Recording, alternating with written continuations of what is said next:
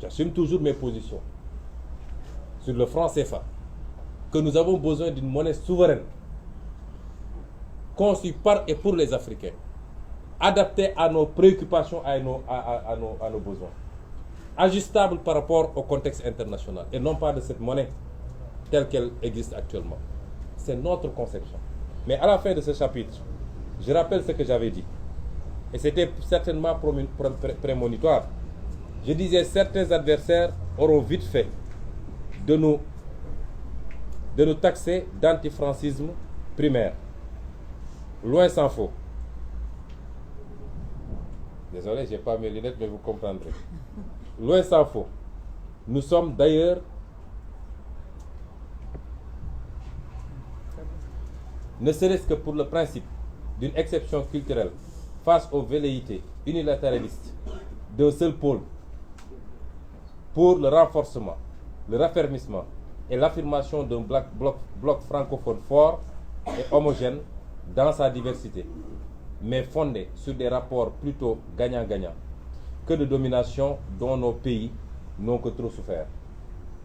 Nous souhaitons que la France entende et comprenne notre message, celui d'une nouvelle Afrique, portée par une nouvelle génération politique, citoyenne, artistique, intellectuelle, qui n'aspire qu'à plus d'égalité et d'équité dans nos rapports avec elle, pour le progrès et le développement auquel aspirent légitimement nos peuples. Si elle l'entend et le comprend, cela sera salutaire pour nos relations séculaires. Sinon, elle s'achemine vers une rupture brutale et inéluctable avec ses anciennes colonies qui s'orienteront définitivement et durablement vers d'autres partenaires privilégiés. Ça, c'était en 2018. Si la France avait entendu ce discours, ce qui s'est passé au Mali ne se serait pas passé. Ce qui s'est passé au Burkina ne serait pas passé. Et ce qui risque de se passer dans beaucoup d'autres pays ne se serait pas passé.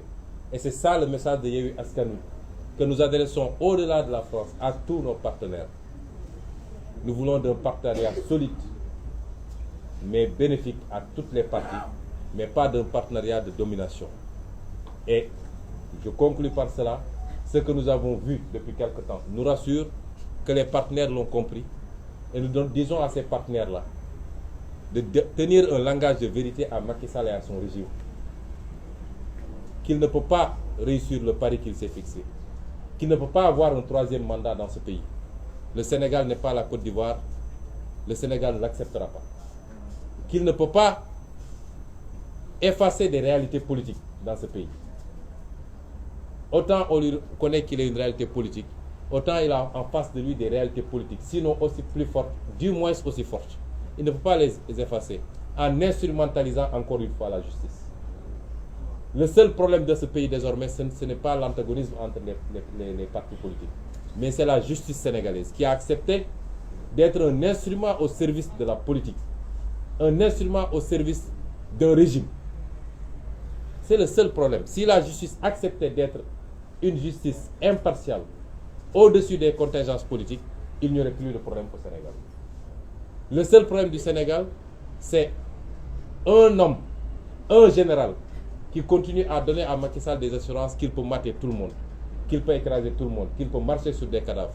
Un général qui dit à Macky Sall, demain si on me dit d'aller cueillir Ousmane Sonko, j'irai le cueillir quoi qu'il en coûte. Et Macky Sall doit arrêter d'écouter ces pyromanes. Dans tous les régimes qui sont tombés d'une certaine manière, et nous ne le souhaitons pas pour lui, ont été instrumentés, ont été